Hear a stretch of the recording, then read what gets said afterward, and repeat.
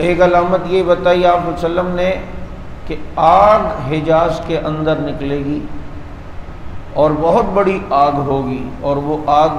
7ویں ہجری کا کہتے ہیں 700 سال بعد آپ صلی اللہ علیہ وسلم کے ہوئی، اور اتنی سخت آگ کہ پورا ایسا لگتا تھا کہ وہ آگ کا شہر ہے۔ اور وہ آگ کے بارے میں ایک جگہ یہ بھی پیشن گوئی تھی کہ وہ مدینہ منورہ میں نہیں آئے گی۔ اب آپ صلی اللہ علیہ وسلم کی بات کی سچائی اور اس کی باریکی کو ذرا غور کریں کہ اس زمانے کے لوگ کہتے ہیں وہ آگ اتنی خطرناک کہ مدینہ منورہ کے اندر لوگ رات کو کام کیا کرتے تھے، اس کی روشنی اتنی تھی، اور اتنی خطرناک آگ کے پہاڑ کو پھیلتی جا رہی تھی، پورا شہر آباد ہو گیا تھا آگ کا۔ پہاڑوں کو اس نے جلا دیا، پتھروں کو اس نے پگھلا دیا،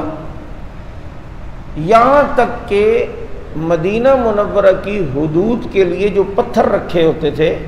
اب وہ پتھر تو تھوڑا موٹا ہوتا ہے نا، تو اب جب کسی جگہ پتھر رکھا جائے تو آدھا پتھر حدود میں آتا ہے، آدھا حدود سے باہر آتا ہے۔ واہ میرے نبی،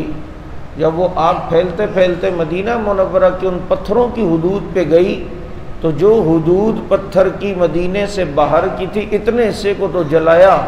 لیکن جو پتھر کا حصہ مدینہ منورہ کے اندر تھا اسے وہ آگ نہیں جلا سکی۔ اور آس پاس آگ ہونے کے باوجود مدینہ منورہ کی ہواؤں کو اللہ نے ٹھنڈا رکھا۔ ایک تو ہوتا نا کہ وہاں کی تپش یہاں تک آئے، سامنے آگ جل رہی ہے، مدینے کی حدود میں بھی سامنے نظر، حدود سے باہر بھی سامنے نظر آ رہی ہے، لیکن وہ آگ مدینہ منورہ کو اثر انداز نہیں کر پا رہی، اور وہاں کی ہوائیں بھی ٹھنڈی، اور تقریباً 2.25 مہینے تک یہ آگ جلتی رہی۔ یہ علامت جیسے پہلے ہو چکی۔